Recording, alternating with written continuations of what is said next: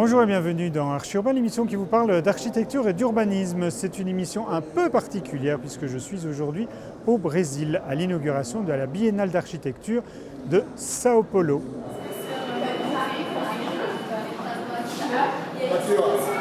Charlotte, tu es une des 3 curatrices de cette biennale.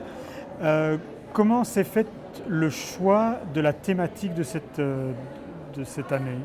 Alors le choix, donc le choix du quotidien comme sujet vient en partie du fait que l'équipe curatoriale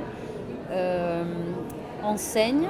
On a remarqué une espèce de renouveau d'un intérêt pour les architectes dans leur pratique architecturale, mais aussi pédagogique, pour la banalité, tout ce qui est un petit peu mis de côté, qui est à l'inverse de ce qu'on pourrait dire le star system un petit peu en fait. D'une certaine manière, le sujet s'est construit assez naturellement. Et en fait, une fois qu'on a eu l'idée plus clairement définie du quotidien, on a après défini une espèce de sous-courant qu'on retrouve dans la Biennale, qui sont les histoires du quotidien, les ressources quotidiennes et l'entretien quotidien.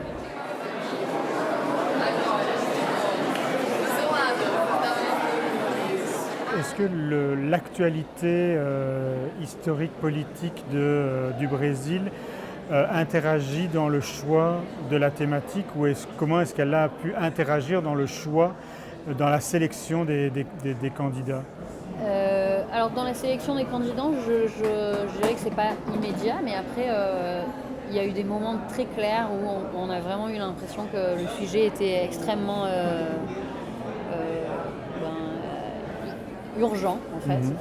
Donc par exemple, il y a 3 semaines, l'espèce d'éruption des incendies de l'Amazone en relation à cette question par exemple des ressources quotidiennes et la manière dont l'architecture se préoccupe de savoir comment elle est partie de ces questions a d'une certaine manière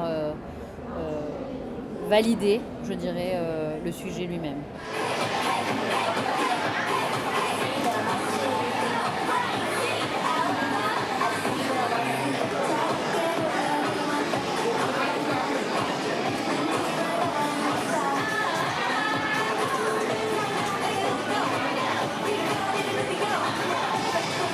On est dans un lieu assez particulier ici, dans un centre culturel où il se passe énormément de choses, puisque dans le quotidien, on voit plein de gens qui dansent.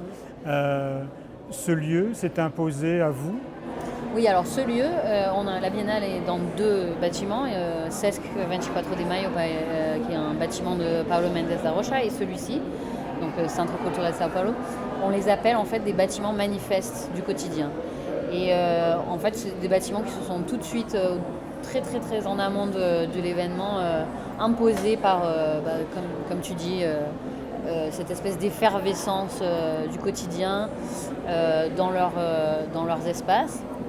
Puisqu'effectivement ici, il se passe, il y a une réunion, il y a une espèce il y a un colloque, il y a des adolescents qui font leur chorégraphie, il y a des écoles de samba qui viennent là, mais aussi les gens viennent là juste pour s'embrasser. Enfin,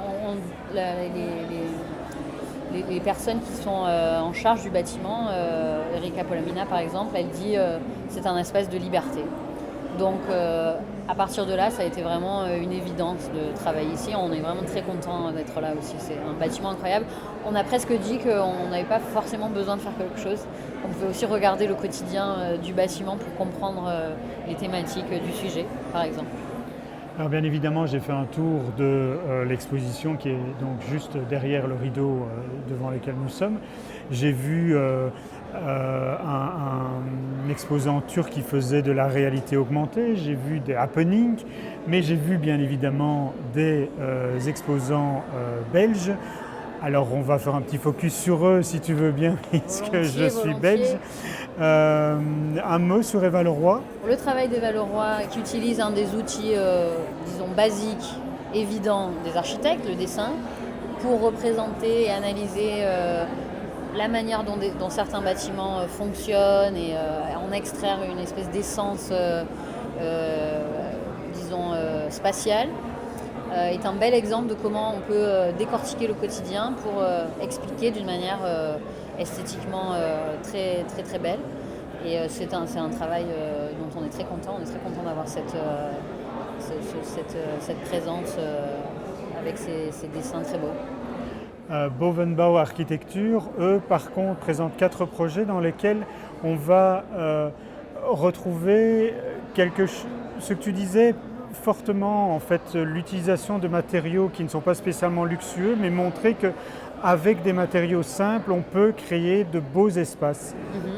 Alors Bovenbau, ce qu'ils font aussi, ce qui est, je pense aussi un des aspects importants de leur présentation, c'est qu'aussi ils représentent le quotidien de l'agence, la manière dont une agence travaille aussi. Donc il y a cette espèce de superposition des petites maquettes, des petits post-it, après des plans, etc., etc. Donc un peu classique, mais en même temps une certaine une affection pour ce qui est un petit peu finalement assez banal, la maquette, mais comme outil de travail, pas la maquette de représentation. Donc voilà, la maquette du quotidien de l'agence. Donc, et après, effectivement, il y a cette espèce de question, le quotidien luxueux, où on arrive à créer, en choisissant certains matériaux qui ne sont pas forcément plus chers que d'autres d'ailleurs, un certain sens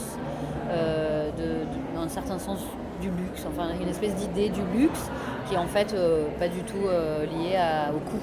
Donc c'est aussi un très bel exemple de la manière dont le quotidien s'impose dans l'architecture et comment l'architecture peut réagir au quotidien. Et enfin, Dierendonck Blanke, eux, vont présenter ici 4 projets. Le bureau gantois présente pas seulement des espaces de vie quotidienne dans leur architecture, mais présente également le modus operandi de l'agence. Oui, exactement. Mais aussi, effectivement, cette question de l'usage des matériaux est également présente, puisqu'il y a cette espèce de facilité, presque. On a l'impression que c'est une agence qui est vraiment qui a développé une manière de travailler qui fonctionne très bien, puisqu'ils choisissent aussi d'avoir des matériaux. Alors là, c'est plus du luxe, c'est vraiment du matériau, de la brique, du moellon, et d'en faire des espaces qui fonctionnent très très bien et qui ont une qualité architecturale finalement très, très exigeante et qui réussissent à créer des espaces de qualité pour un coût finalement réduit. Donc c'est aussi un bel exemple du quotidien de l'architecture et de sa capacité à réagir aussi aux conditions économiques et du quotidien. Alors Charlotte, je te remercie pour toutes ces réponses. Et ce qui est fascinant dans tout ce que tu viens de me dire, c'est que ça résonne totalement avec la thématique d'Archi-Urbain pour cette saison, où j'ai décidé chaque mois de donner la parole à un bureau d'architecture belge que j'ai appelé les architectes artisans. Et donc vraiment les petits bureaux qui fabriquent, et comme dans la thématique ici, qui fabriquent du quotidien avec des matériaux, qui fabriquent du luxe. Il y en a un qui me disait l'espace c'est le luxe. Et donc pas spécialement le matériau chic et beau. Et donc on peut retrouver ça sur YouTube, sur la chaîne d'Archi-Urbain et également en télévision. Merci Charlotte. De rien, merci beaucoup. À dans 2 ans. À bientôt.